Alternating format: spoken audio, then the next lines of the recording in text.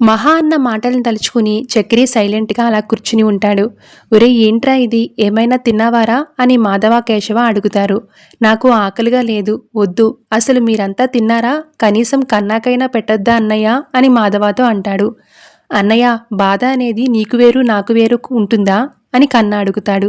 ఒరే కేశవ, ఇది అబద్ధపు పెళ్ళే, కానీ నాకు కాదు. నేను మొదటి రోజు నుంచే మహాలక్ష్మిని ఇష్టపడ్డాను. తనకి నేనంటే ఇష్టం లేదు, నన్ను పెళ్లి చేసుకునే ఉద్దేశం కూడా లేదు. కానీ నేను ఏదీ ప్లాన్ చేయలేదురా. ఒక్కొక్కటి నాకు అలా కలిసొచ్చాయి. పోలీస్ స్టేషన్కి కూడా రక్షణ కోసం వెళ్ళాం. అక్కడ పెళ్లి చేసుకోవాల్సిన పరిస్థితి వచ్చింది. నేను ఇష్టంగా తాళి కట్టాను. మహా మాత్రమే విడాకులు తీసుకోవాలనుకుంది. నేను ఇష్టపడి వెళ్ళలేదు. నాకు అసలు విడాకులు తీసుకోవడమే ఇష్టం లేదు. అదృష్టం కొద్దీ ఒక్క ఆధార్ కార్డ్ వల్ల విడాకులు వాయిదా పడ్డాయి. ఈలోపు ఏదైనా జరగచ్చు అంటాడు చక్రి. నన్ను అర్థం చేసుకుంటుందేమో, తన మనసు మార్చుకుంటుందేమో ఆశ. పడుకో అన్నయ్య అంటాడు చక్రి. నీ మాటలు వింటే గుండె కదిలిపోతుందిరా, నిద్ర పడుతుందా? అందరికీ చెప్తున్నాను వినండి.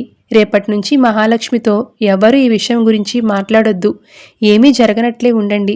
మహాలక్ష్మికి ఏది నచ్చితే అదే చేస్తుంది. మన ఇంట్లో ఎన్నాళ్ళు ఉండాలనుకుంటే అన్నాళ్ళు ఉంటుంది. ఉన్నంతకాలం సంతోషంగా చూసుకుందాం. ఎప్పుడైనా మన ఇంటి గురించి ఆలోచించినప్పుడు మనం ఎంత ప్రేమగా చూసుకుంటున్నామో గుర్తు రావాలి. మంచి జ్ఞాపకాలే గుర్తు రావాలి అని మాధవ అంటాడు.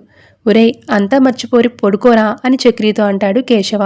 ఇక ఉదయం లేవగానే మహా వాకిలి తుడవబోతూ ఉంటుంది.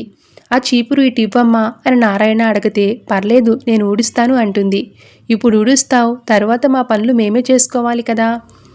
ఇటు ఇవ్వు, మా ఇంటికి ఎప్పుడూ పరాయి వాళ్ళు రాలేదు, పరాయి వాళ్లతో పనులు చేయించలేదు. ఇటు ఇవ్వమ్మా అని చీపురు తీసుకుని నారాయణ వాకిలి ఊడుస్తాడు. మహాతో ముగ్గు మాత్రం పెట్టనిస్తాడు. ఇక ఎవరూ లేవకపోయేసరికి మహా ఫోన్లో సుప్రభాతం పెడుతుంది. దాంతో అందరూ లేస్తారు. కేశవ లేచి వెళ్తుంటే, ఒరే నీ దుప్పటి అని చక్రి పిలుస్తాడు. నువ్వే మడతపెట్టు.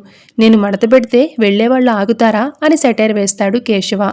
ఇక తరువాత గోడ మీద పెట్టిన ఫోటోని తీసి సంచిలో పెడతాడు నారాయణ.